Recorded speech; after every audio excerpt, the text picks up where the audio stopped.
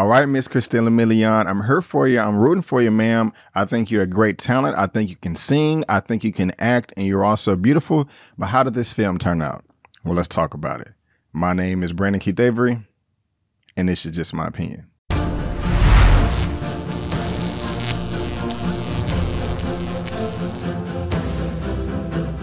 Hey, what's going on, everyone, and welcome back to another episode of Just My Opinion for my movie review for Resort to Love, which will be debuting on Netflix. And if this is your first time finding me and you happen to like the video, please give me that thumbs up and consider subscribing. So like I said, guys, I am a fan of Miss Christina Milian. She has been in the game for quite some time. I haven't seen every film that she's been a part of, but I have seen a good number of them. I did like Love Don't Cost a Thing with Nick Cannon. A lot of people hate on that film, but I thought it was quite fascinating.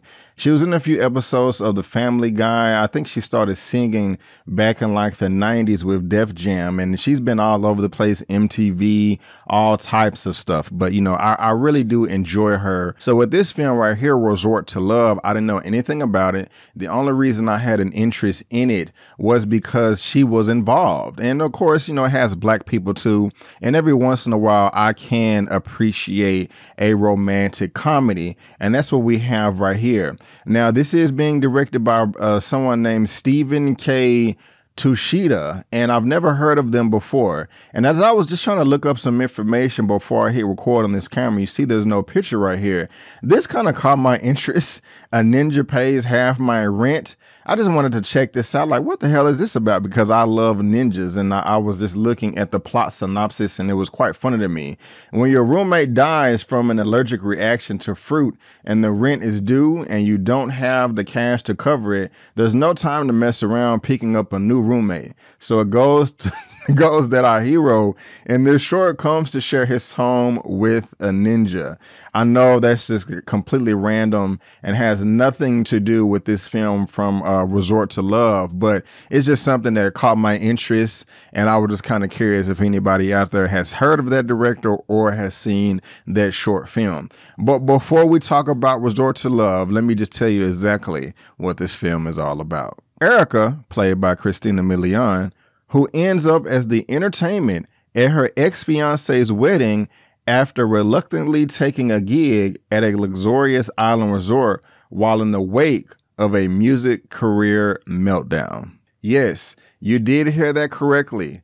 Imagine you are an aspiring artist, musician, and your career is in the middle of a meltdown, just falling apart. And then you break up with your fiance about a week or a month before you guys are about to get married, only to land a gig as a wedding singer to where you have to sing again from a failed music career and also sing at your ex-fiance's wedding. I mean, that is just a double whammy of BS that nobody deserves. I don't know if I would wish that upon my worst enemy. Well, maybe I would. Now, all films throughout time has had characters that go through emotional roller coasters. We all are human beings. We do go through all of that. But what makes it unique and stand out in this film is Christina Milian's unique sense of humor. Everything is kind of over-exaggerated with her responses and reactions, and the way that she stares at the camera, screaming at the top of her lungs, is hilarious. There's a good number of cringe-worthy, funny moments in this film as well, to where you're saying to yourself, my goodness gracious, I need a snicker just to get away. And there was a few times where I was bust out laughing at that too. There's also a sense of this film is just kind of facing your fears and not running away from past tragedies and just kind of taking them on so that it can elevate you to the next level of your life. I don't know if everyone will be able to pick that up, but that's one of the underlying themes that I was able to notice, and I really did appreciate it. Now, when it comes to the characters in this film, they're fine. We have this gentleman by the name of Jay Farrow, who I am familiar with just a bit. I liked him in this role. However, Seneca Walls right here, I'm not a fan of his character in this movie. I don't really remember him from anything else, but he was quite despicable to me in this movie. Now, I don't want to ruin anything for you here, but it was cringe-worthy watching him throughout this whole film.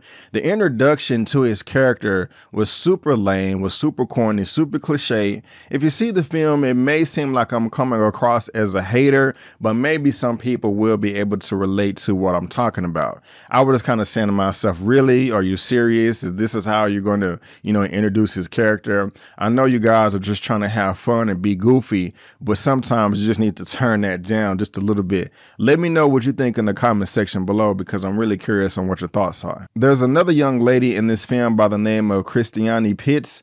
I am a fan of hers now. I don't think I've ever heard of her before. As you can see, she was born in '93, but she's somebody that I'm going to be paying attention to. I see that she's in Big Mama's House, and I did see that movie. I own it, and I don't remember her in it, but she is somebody that I will be paying attention to from here on out, because I did like her addition to this film as well. But overall, guys, I mean, this is a fun little film. This is kind of a B-rated movie, and I'm not, knocking it for that.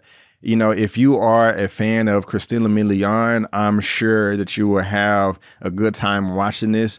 Or if you're just into romantic comedies, you don't have much to do on the weekend or Friday night, and you just want some mild entertainment, this is exactly what the doctor ordered for you. My only real complaint is the ending, and that has to do with this character, Seneca Walls here. I don't even remember his name. This is his real name, but I did not like this guy. He is a cock block. He is a creep. He is a hater. And it makes it that much more shameful on who the people that he's hating on, just trying to throw a wrench in plans. I would just say to myself, bro, you need to back up. I'm not really feeling your energy at all, and you're bringing the film down for me. It's not even his performance. It was just the way his character was written and what he's doing on screen. I was just kind of saying to myself, why did y'all include this in the movie? This is kind of distasteful. And I just don't understand why it's here. Also, just the way the film ended with Christina Milian's love interest, who knows whether or not she'll hook back up with her ex-fiance or not. You're just going to have to see the film to find out. But all throughout the movie, I was just saying to myself, please don't hook up with this character. Please do not hook up with this character. And whether or not they did or not, she did hook up with somebody. And I'm just not, I just don't approve of it. I just really don't. I really don't. Overall, guys, I mean, it's a fun film. If you can ignore the ending, it may not bother you, but it did bother me. And so, guys, that is just my opinion. All things are subjective. While I was kind of on the fence with this, you may love it and it may be the best film of 2021 for you.